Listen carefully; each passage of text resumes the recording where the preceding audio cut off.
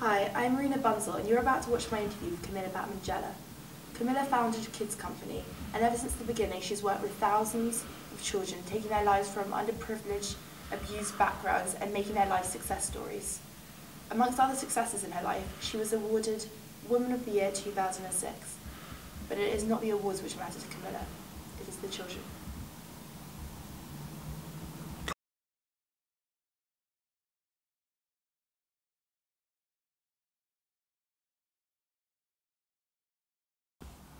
Hi, I'm Marina Bunzl, and I'm here with the amazing Camila Batmanghelidjh. I'm really excited to speak to her about a few really important issues. What was it in your own life that motivated you so strongly? I think I was born with the desire to help other people, and I know it's a really strange thing to say, but I was 9 years old, and I remember thinking I have so much energy.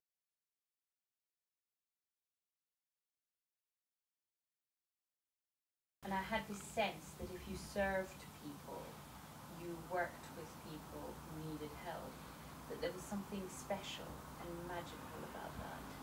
So as a 9-year-old, I told my parents that I wanted to open an orphanage. And they used to, my brothers used to tease me, they used to say, shut up, go and run your orphanage, and kind of think it was a big joke. But that's exactly what I said I would do. Yeah. And I wrote the model for Kids Company when I was at boarding school at Sherborne, when I was 14. So it was really consistently wanting to do this and nothing else.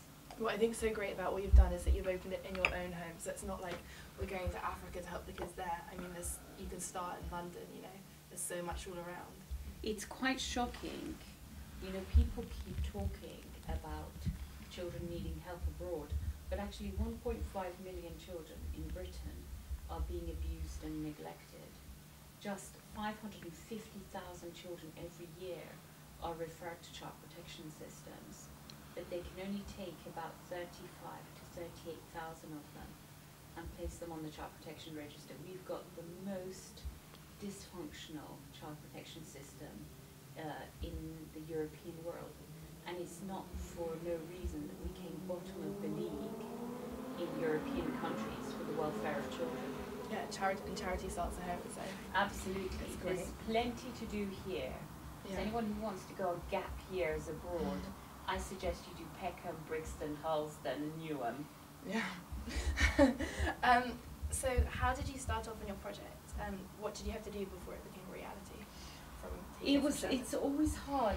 You know, this is the second charity I set up. The first one, Place to Be, is now national, and it's all over the country. I had to use my mortgage repayments.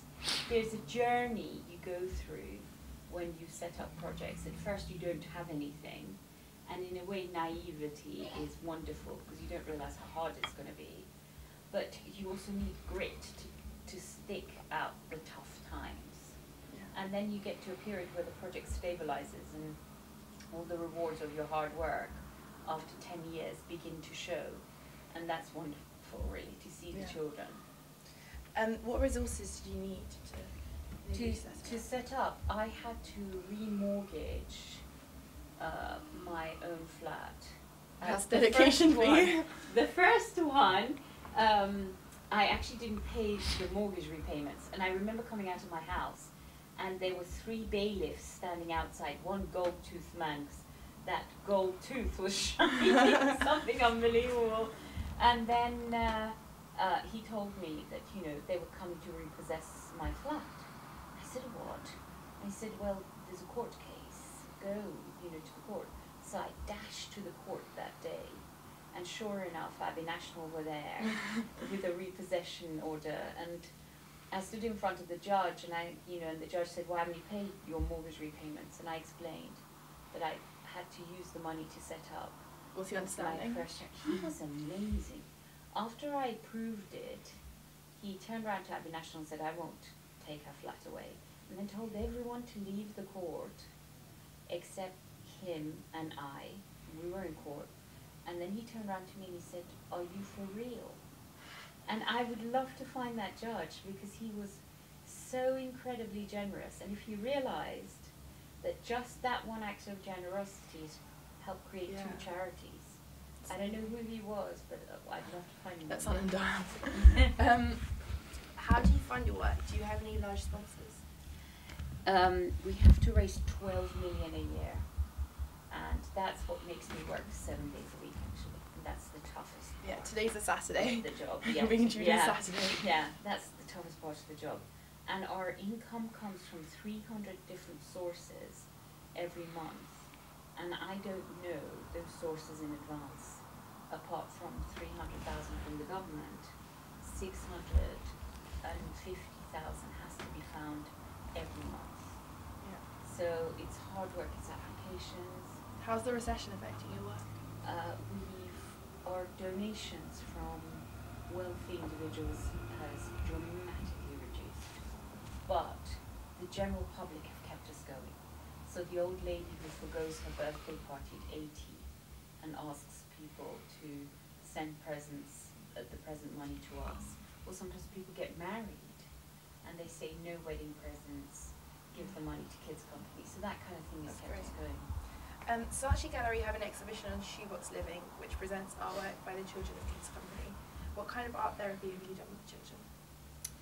What happens to traumatized children is that in the moment of terror, when the terrible thing is happening, their speech often freezes.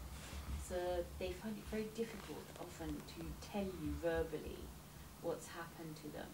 So what we do is we actually use art and play therapy to help the child get close to the traumatic event. And by interacting with toys or by drawing images, give the therapist a sense of what these terrible events have been or what the terrible catastrophic feelings might be. And in a way, it's the job of the therapist to verbalize. And that's exactly what we did with Shoebox Living. Which is on till May. Which is on till May. We went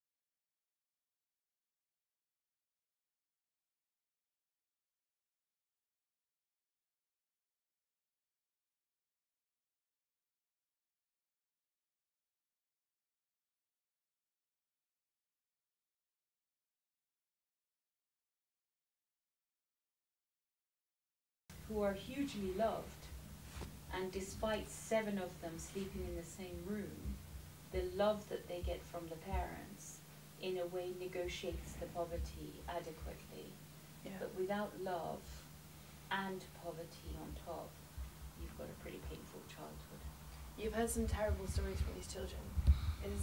Have there been moments when you just find it hard to cope?